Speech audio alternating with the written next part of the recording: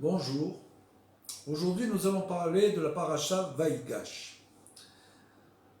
Un point important de cette paracha, il est écrit quand Yaakov a dû descendre en Égypte, il est écrit là-bas, moi-même je descendrai avec toi en Égypte, lui dit Dieu dans un songe. Moi-même également je t'en ferai remonter, et c'est Yosef qui mettra sa main sur tes yeux. Alors, Rabbi Nachman pose une question au sujet de cette dualité. Pourquoi? Alors qu'aucun mot n'est superflu dans la Torah, aucun mot superflu. Pourquoi est-il écrit « Moi-même je te ferai descendre et moi-même je te ferai remonter » Ce qu'il faut savoir, c'est que ce monde-ci est basé sur la dualité. C'est un monde de dualité. Toute chose existe avec son contraire. Comme il y a le noir, il y a le blanc. Comme il y a le ciel, il y a la terre. Comme il y a le oui, il y a le non. Le positif, le négatif. Comme il y a, on peut dire même l'homme, il y a la femme. Toute chose existe avec son contraire qui va le compléter. C'est le monde de la dualité. Et comme nous le savons, le Talmud commence toujours par la lettre Bet. La première page, c'est la page Bet. La deuxième page. Pourquoi? Parce que l'unicité, ce qu'on appelle l'unicité, c'est-à-dire en fait, l'unicité, ce ne veut pas dire que, quand on dit que Dieu est unique, l'unicité divine, ça ne veut pas dire qu'il est un, dans le sens qu'il est une seule entité, pas du tout. Le Chovot HaLevavot nous enseigne, les devoirs du cœur nous enseignent que celui qui croit que l'unicité de Dieu, c'est de dire qu'il est un, unique, il dit là-bas que c'est presque de la Vodazara. L'unicité de Dieu, le Yehoud Hachem, c'est que Dieu a la possibilité d'englober toute la création, de réunir toute la création et la providence. C'est ce qu'on appelle l'unicité divine. Des choses que nous ne comprenons pas du tout. Et donc, on dit que l'unicité, en fait, effectivement, c'est bien un, c'est bien Dieu, vient de Dieu, et que la dualité est la transformation en quelque sorte de l'énergie divine qui va descendre dans le monde. Elle va descendre en tant que dualité. Tout dans ce monde est dualité. De même, dans ce passouk, il est écrit « Moi-même, je te ferai remonter, je descendrai avec toi et je te ferai remonter. » Alors, de ce passouk, un de ces psukim, Rabbi Nachman nous enseigne un très très très grand principe, c'est le principe de la teshuva, du retour vers Dieu. Et il nous enseigne en fait que ce retour-là, c'était une très grande nouveauté que Rabbi Nachman enseigne sur la teshuva, c'est prinat ratzon et prinat shuv, c'est-à-dire que sache que comme dans ce monde, tout n'est que dualité, sache que toi aussi, tu seras soumis à cette chose-là, et tu auras dans ta vie, sans arrêt, des montées et des descentes.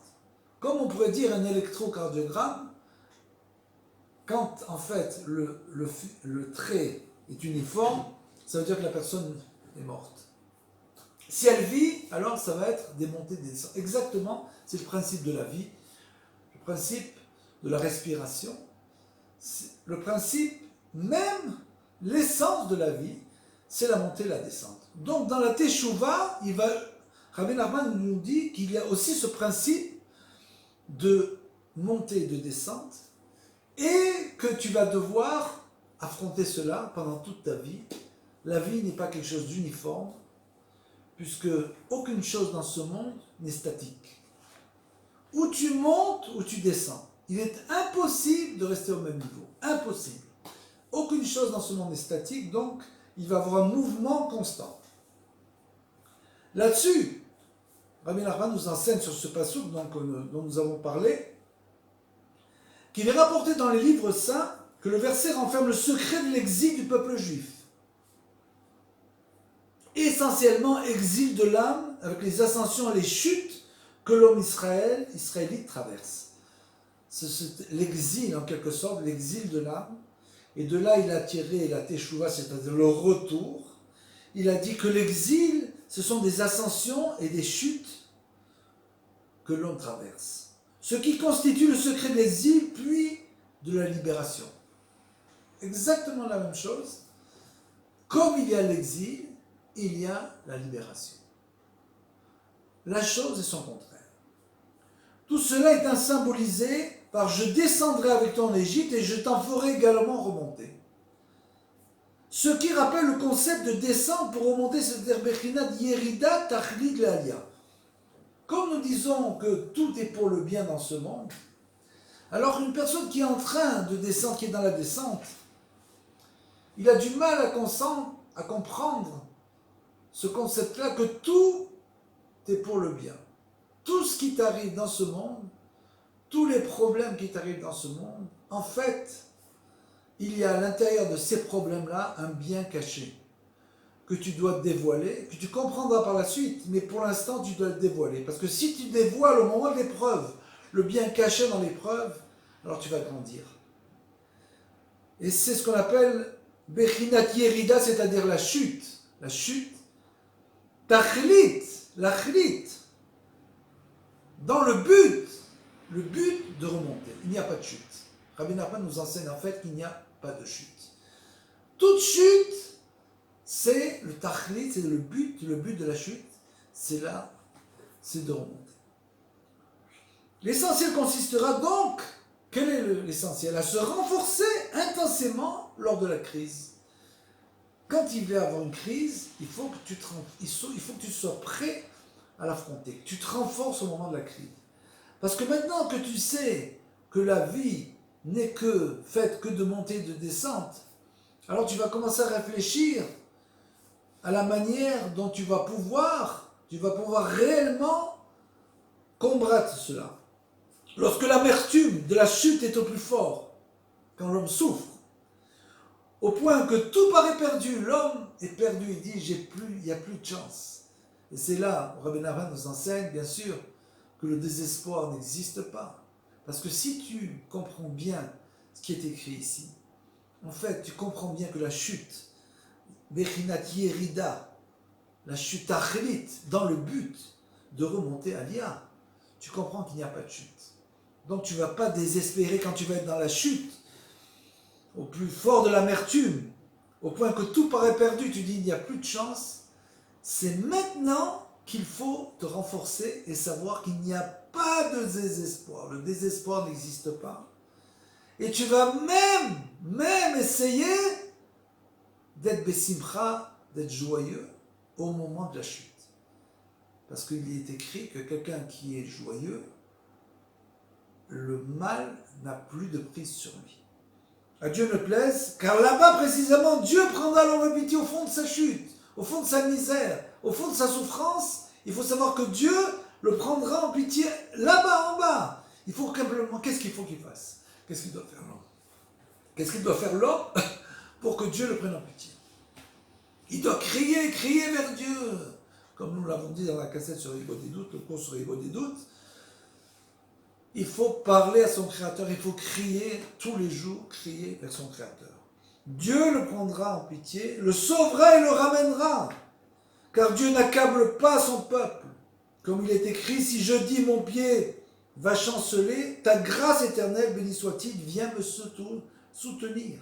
Et également j'ai dit, c'en est fait pour mon avenir, de ce que je pouvais espérer de l'Éternel, mais voici la pensée qui s'éveille en moi. C'est pourquoi j'espère. Il ne faut jamais désespérer dans les bontés de Dieu, même au fond de l'épreuve. Pour l'homme qui prie et qui crie vers Dieu, Dieu va lui répondre. Car c'est que les bontés de l'Éternel ne sont pas taries et que sa miséricorde n'est pas épuisée. Elle se renouvelle chaque matin et ainsi dans de nombreux versets. Donc il faut savoir que la miséricorde divine se renouvelle en permanence. Si tu cries et tu pries vers Dieu, il va te répondre, il va te prendre de miséricorde, il va te sortir de ton épreuve. Et tu vas non seulement en sortir, mais tu vas en sortir grandi. C'est-à-dire que tu vas monter beaucoup plus haut dans la deuxième phase. En particulier dans les paroles de nos maîtres qui expliquent que lorsqu'Israël se trouve au plus haut de la difficulté et de la souffrance, à Dieu ne plaise, là-bas précisément se trouve l'espoir, un secours puissant. Là-bas se trouve l'espoir. Comme commenté dans le Midrash à propos du verset, le peuple quittera le pays. Et cela concerne chaque individu, en chaque époque, nous dit Rabbi Nachman. Ce n'est pas quelque chose qui a été à une époque déterminée, c'est une chose qui existe tout le temps. La miséricorde divine, pour celui qui est tombé et qui souffre, il faut qu'il pleure, qu'il crie, qu'il prie, et Dieu l'exaucera. C'est en chaque époque, car c'est l'Éternel, béni soit-il, qui remplace la plaie par la guérison. Comme il est écrit, ta père à Makkah, mais à faire à Makkah le refoua. Il va transformer la plaie en guérison. Comme l'enseignaient nos maîtres, ce que suggère le verset, c'est moi-même qui descendrai donc dans ce verset-là. Et donc c'est le principe, ce principe-là, qui est le principe de la chute pour la montée. De là, Rabbi Nachman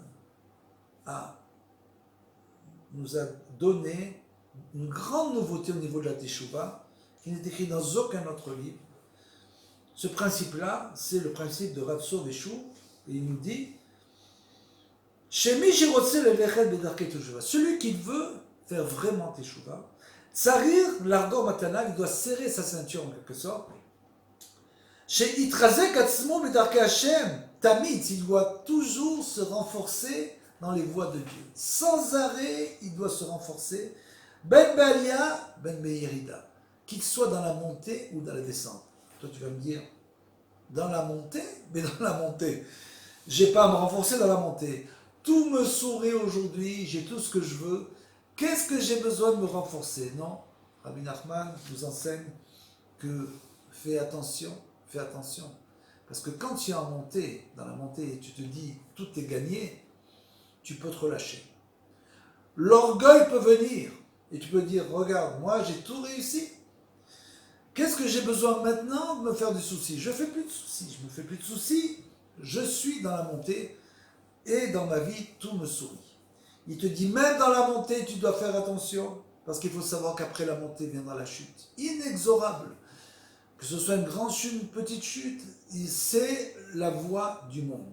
La voie du monde, comme nous l'avons dit, c'est que tout n'est que dualité et qu'après la montée vient la descente. Bal Balia Ben Menirida, que ce soit la montée et la descente, Shem Bechinat Im Asek Shamayim, Vetsa Sha'ol, ça veut dire que si, il est écrit dans les Teilim, que si j'arrive jusqu'au ciel, ou je descends au fond des enfers, dans tous les endroits du monde, je vais trouver Dieu. Ayenu ben, chez Iske les Alia, qu'un homme a le mérite de pouvoir s'élever, ou les E Madrega Gdola, et d'un coup il arrive à un grand niveau, Afalpiken, Aliamot Sham. Rabbi Nachman nous enseigne, si tu crois que tu es arrivé là-bas au sommet, et qu'après le sommet il n'y a plus rien, Rabbi Nachman nous enseigne, non, il nous dit, malgré tout, continue à monter. Comme on a dit, le monde n'est pas statique. Donc si tu ne continues pas à monter, tu vas inexorablement descendre. Donc continue sans arrêt, comme dans l'échelle de Yaakov, un escalier après un escalier, tu vas monter un petit peu chaque jour. Vélo istapek atzmo basé, et ça ne suffira pas. Quand l'homme est arrivé à un niveau, il dit, ça y est, maintenant moi je peux me reposer. Il n'y a pas dans ce monde de repos.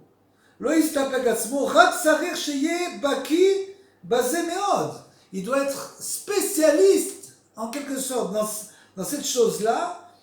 Il doit être fondamentalement convaincu qu'il doit continuer sans arrêt à s'élever. Et ne pas se suffire du niveau où il est arrivé. Ça, c'est Baki Beratso.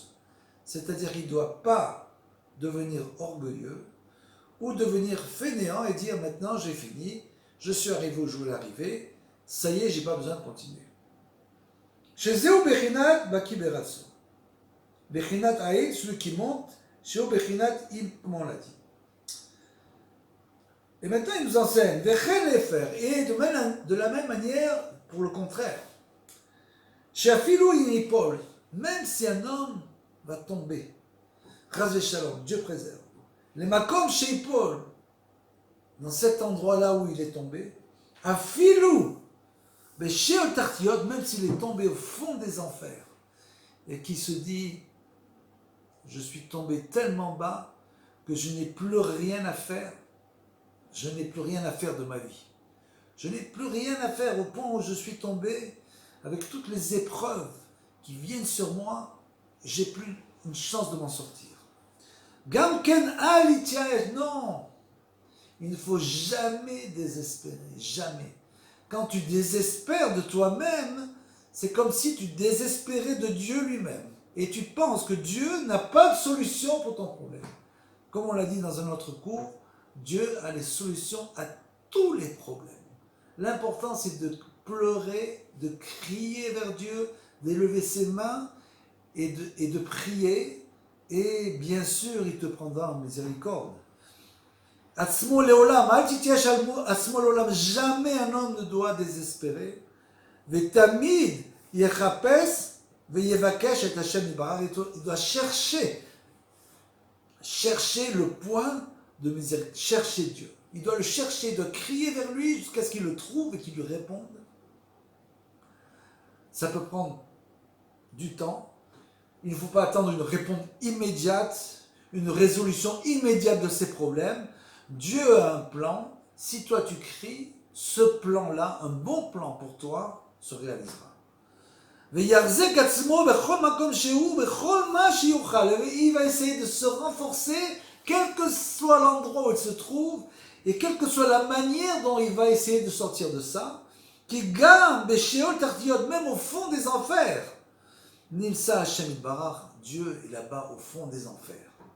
Vegam Sham Yecholim le Dabek et Atzmo, et même là-bas, il peut s'adhérer au Créateur, et là, Vitbarach. Vezeo Bechinat, Emsa Shaol Inecha, et c'est ce qu'on a dit, quand tu descends, je suis descendu au fond des enfers, et j'ai trouvé Dieu, Vezé Bechinat Baki Beshuv. Et c'est ça que tu dois être spécialiste aussi dans les descentes. Dans les descentes, ça veut dire qu'au moment où tu vas tomber, tu ne dois jamais désespérer, espérer toujours dans la miséricorde divine, parce que Rabbi Nachman nous enseigne qu'en fait, ça ce sont les chemins de la Teshuvah. Teshuvah, le mot Teshuvah, c'est la chouve revenir. C'est pas la repentance. Teshuvah, c'est pas repentance, c'est revenir, la chouve est faux, ou revenir vers Dieu. Tu t'étais éloigné de lui, donc tu vas revenir vers lui, tu reviens, tu te ressources. Donc, Ifshar, la lechet bedarkei teshuvah, Rabbi Nachman nous enseigne qu'il est impossible d'arriver vraiment à la teshuvah, au retour véridique, qui im keshebaki veshne bekyotem. Un homme doit être spécialiste en quelque sorte, spécialiste, c'est pas vraiment le mot, mais il doit vraiment comprendre comment se passent les chemins de la Teshuvah. Et Dagdek Rabbeinu Zechono Livracha Ve Kara Inyanze Belashon Baki. Et justement, Rabbeinu a appelé cette chose-là qu'un homme doit être Baki. Baki, ce qui est étonnant. Il doit être spécialiste. Ki ou Beki ou Gadol Meot. Parce qu'en fait, il veut nous dire, c'est que l'homme doit arriver à être vraiment, véritablement expert, on peut dire expert. Expert en la matière. Il doit savoir que le monde est basé sur cette dualité, qu'après la montée vient la chute, et l'homme doit être un expert dans le savoir de quoi? Dans le savoir qu'après la montée vient la chute, après la chute vient la montée. Chez Zéhou, Leda, Leagia Atzmo, les trois, Vervodat Hashem Tamid.